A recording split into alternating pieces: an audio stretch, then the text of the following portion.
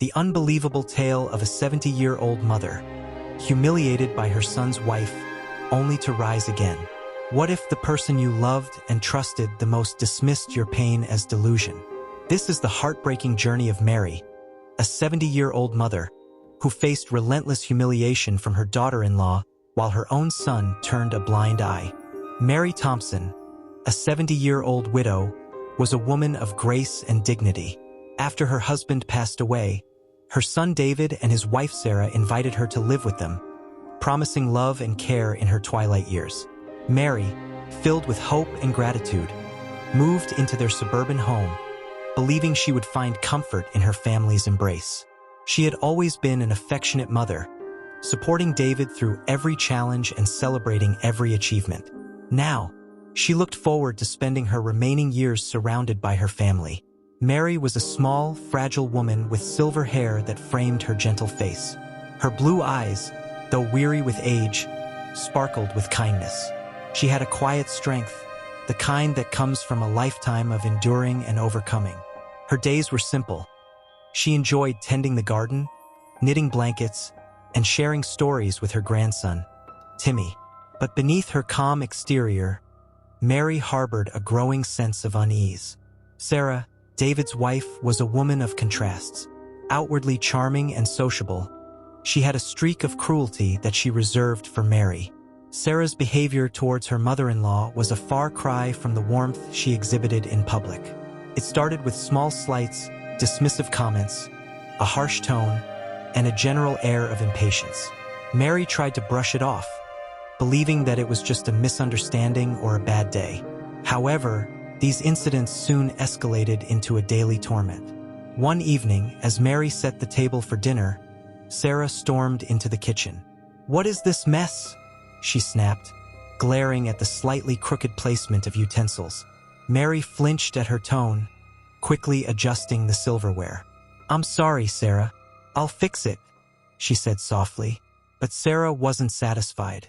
She yanked the plates off the table, shattering one on the floor. "Can't you do anything right?" she shouted. Mary's heart sank, and tears welled up in her eyes, but she remained silent, hoping David would come to her defense. David, however, seemed oblivious to his mother's suffering. Whenever Mary tried to confide in him, he brushed her off. "Mom, you're overreacting. Sarah's just stressed. Give her some space," he would say, his eyes glued to his phone or the TV. Mary felt a pang of loneliness. She missed the days when David would listen to her, valuing her wisdom and experience. Now, she felt like a burden, an unwanted guest in her own son's home. Timmy, their 8-year-old son, was the only ray of sunshine in Mary's life. He adored his grandmother and loved spending time with her. Together, they would read books, play board games, and explore the garden. Timmy's laughter was the balm to Mary's aching heart. But even this joy was marred by Sarah's disapproval. "Timmy, stop bothering Grandma. She needs to rest," Sarah would say, pulling him away. Mary's protests were ignored, and she was left alone once again. Despite the daily humiliations, Mary tried to maintain her dignity. She believed that kindness and patience would eventually soften Sarah's heart. She continued to help around the house, cook meals, and care for Timmy whenever she could. But the strain was beginning to show. Mary's health started to deteriorate, and she often found herself lying awake at night, tears silently streaming down her face. One chilly winter evening, the atmosphere in the house was tense. Sarah had been particularly irritable all day, and Mary could sense a storm brewing. As the family sat down for dinner, Sarah's scornful gaze was fixed on Mary. "Why is this soup so bland? Can't you do anything right?" she spat. Mary's hands trembled as she tried to apologize. "I'm sorry, Sarah. I'll make something else," she offered, her voice quivering. But Sarah wasn't satisfied with just words. She grabbed the bowl of soup and hurled it across the table, splattering it all over Mary. The hot liquid scalded her skin, and she gasped in pain, tears streaming down her face. "You're useless," Sarah screamed, her face contorted with rage. David sat frozen, his eyes wide with shock, but he didn't move to help his mother. Timmy, witnessing the horrifying scene, burst into tears. "Stop it, Mom. Leave Grandma alone," he cried, rushing to Mary's side. Sarah, fueled by anger, yanked him away. "Go to your room, Timmy. Now," she ordered. The boy fled, sobbing, leaving Mary to face Sarah's wrath alone. Mary, her heart pounding and her skin burning, tried to stand up, but her legs gave way. She collapsed to the floor, clutching the tablecloth for support. "David, please," she whispered, looking up at her son with pleading eyes. But David, still in shock, shook his head. "Mom, maybe you should go to your room. Let's not make things worse," he muttered, avoiding her gaze. Mary's world shattered at that moment. The pain from the burns was nothing compared to the agony of her son's betrayal. She had always believed that family was a refuge, a place of love and support. But now, she felt abandoned and alone, humiliated in front of the very people she had devoted her life to. As she lay on the cold kitchen floor, Mary's mind raced. She had endured years of subtle cruelty, but this was different. This was a direct, violent attack, and it broke something inside her. She realized that she couldn't stay in this house any longer. She couldn't subject herself to this torment, hoping in vain that things would get better. She needed to leave, to find a place where she could live with dignity and peace. That night, after the horrific incident, Mary locked herself in her room, her body and spirit both battered. She looked at her reflection in the mirror, her eyes hollow with pain. The once vibrant woman she used to be now seemed like a ghost of her former self. Her hands shook as she gently dabbed a cool cloth on her burns, each touch a reminder of the evening's cruelty. The next morning, Mary made a decision. She would leave this house. She would find a way to reclaim her life, away from the toxic environment that had eroded her strength. She packed a small suitcase with a few essentials, some clothes, her knitting needles, and a photo of her late husband. As she zipped up the suitcase, a sense of determination washed over her. She had endured enough. Mary waited until David and Sarah were out of the house. She didn't want a confrontation, especially not with Sarah, whose anger she feared more than ever. She wrote a short note to David, explaining that she needed to leave for her own well-being. She hoped he would understand one day. With her suitcase in hand, Mary stepped out of the house that had once been a symbol of love and security.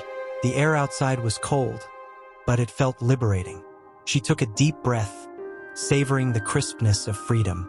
She didn't know where she would go, but she knew she couldn't stay.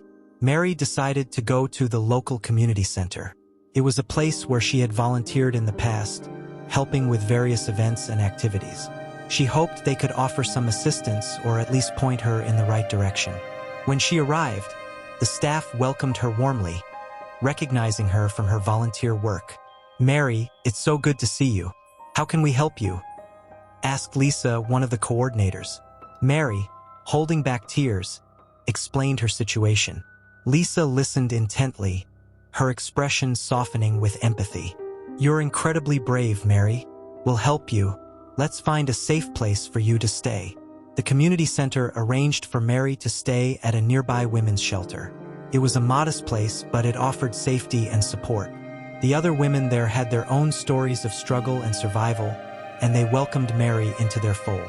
For the first time in months, Mary felt a glimmer of hope. She wasn't alone anymore. At the shelter, Mary met Angela, a social worker who specialized in helping elderly women. Angela was a beacon of kindness and strength, and she took a special interest in Mary's case. "We'll get through this together, Mary. You deserve to be treated with respect and dignity," she assured her. Mary's days at the shelter were a mix of healing and reflection. She attended support group meetings, where she shared her story and listened to others. Each session was a step towards reclaiming her sense of self. She also took up knitting again, creating beautiful blankets and scarves that she donated to the shelter. It was her way of giving back, of finding purpose in her pain. Despite the progress, Mary's nights were still haunted by the memories of Sarah's cruelty and David's indifference.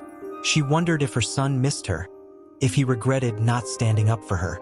She longed to see Timmy, to hold him and tell him that everything would be okay.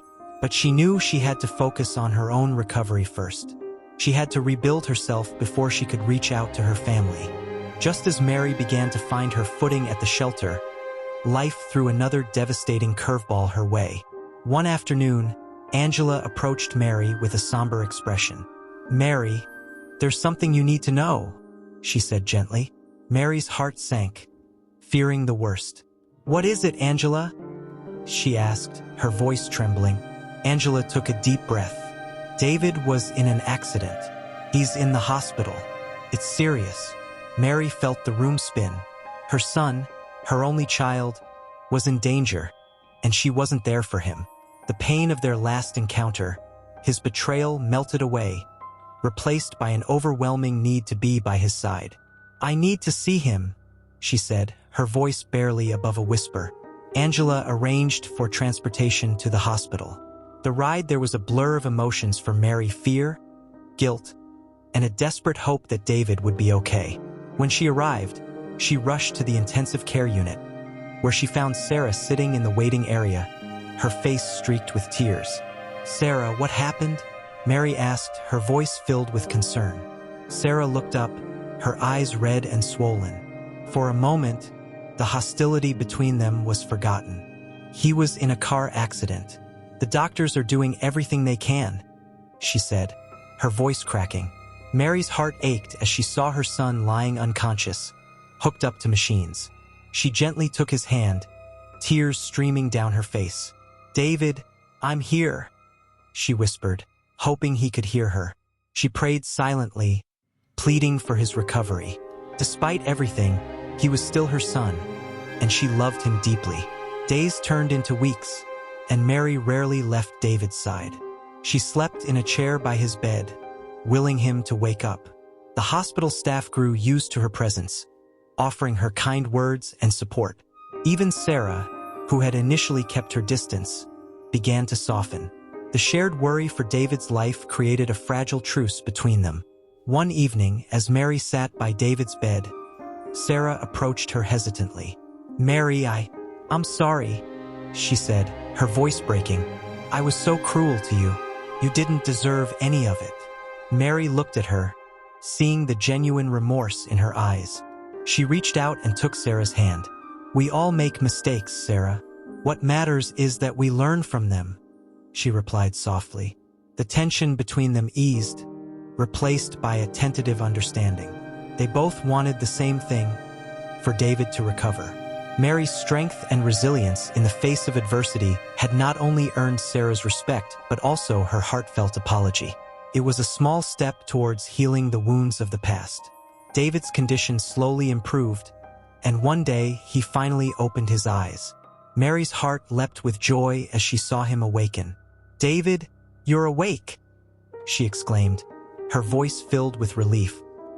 He looked at her, confusion clouding his eyes. "Mom, what happened?" he asked weakly. Mary explained everything, her voice gentle and soothing.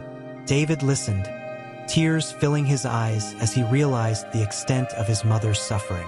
"Mom, I'm so sorry. I should have believed you. I should have protected you," he said, his voice choked with emotion. Mary held his hand, her heart filled with forgiveness. "It's okay, David.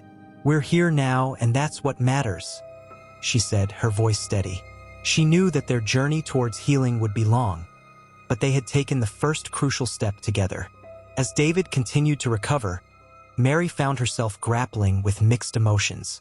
She was relieved that her son was alive and improving, but the memories of the past still haunted her. She knew that returning to the same household dynamics would be impossible. They needed a fresh start, a new beginning that would allow them to rebuild their relationships on a foundation of respect and understanding. One day, as Mary sat by David's bedside, she broached the subject delicately.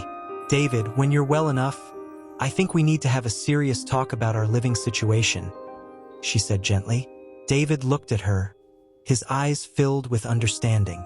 "I know, Mom. Things can't go back to the way they were," he replied, his voice somber. Sarah joined them, her expression serious. "I've been thinking a lot too.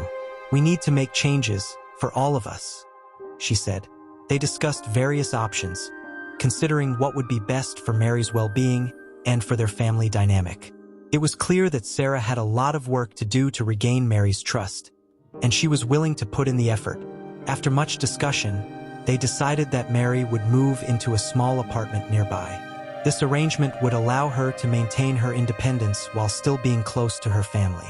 David and Sarah promised to visit regularly and to support her in any way they could. Mary was touched by their commitment, and she felt a renewed sense of hope for the future. The transition wasn't easy. There were moments of tension and misunderstandings, but they were committed to making it work. Mary's new apartment was modest but cozy, filled with the things she loved. She took comfort in creating a space that was truly her own, where she could live with dignity and peace.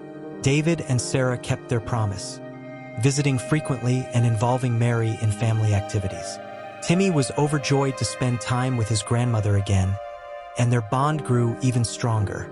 Mary found solace in her new routine, volunteering at the community center and making new friends. She even started teaching knitting classes, sharing her passion with others. Despite the positive changes, Mary knew that true healing would take time.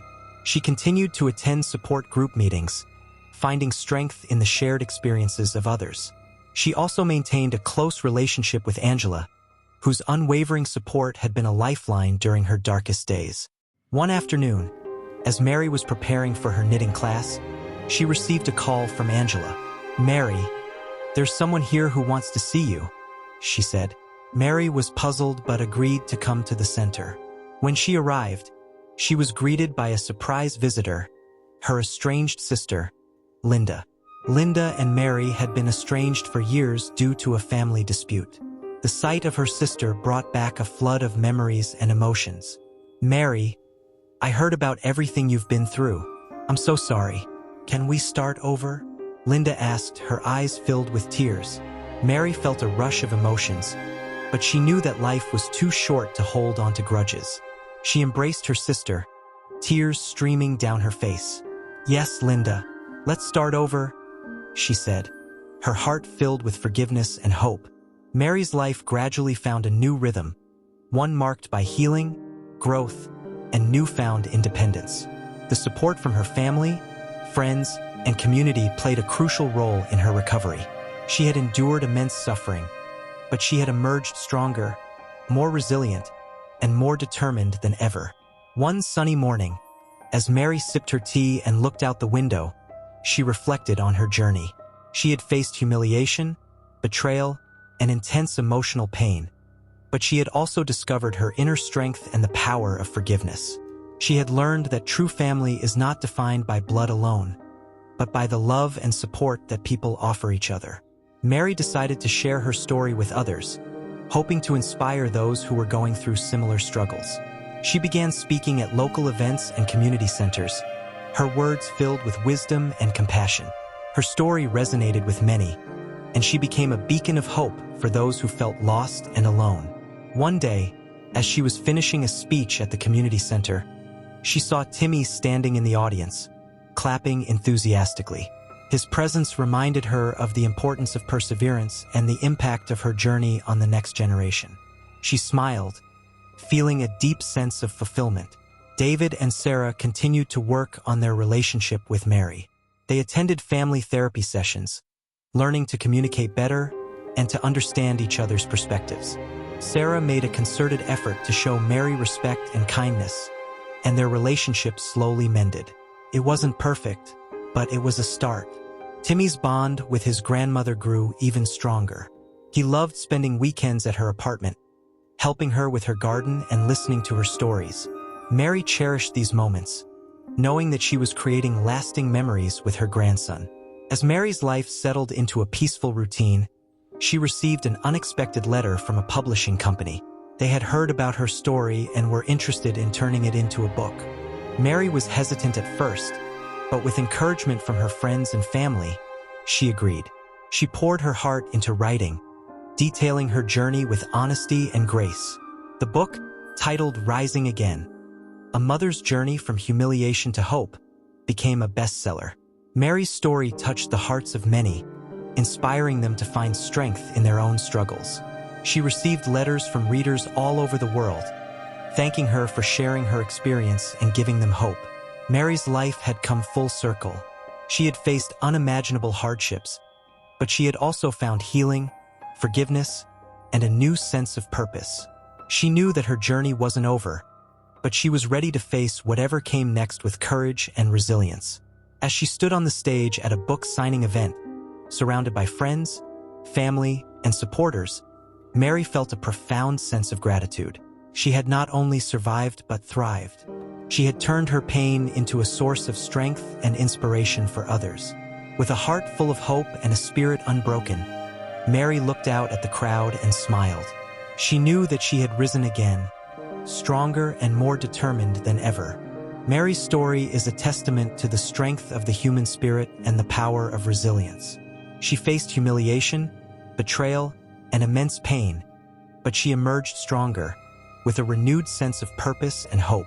Her journey reminds us that even in the darkest times, we have the strength within us to rise again. If you found Mary's story inspiring, please like and subscribe to our channel for more stories of hope and resilience. Remember, no matter what challenges you face, you have the power to overcome them and emerge stronger. Thank you for watching, and stay inspired.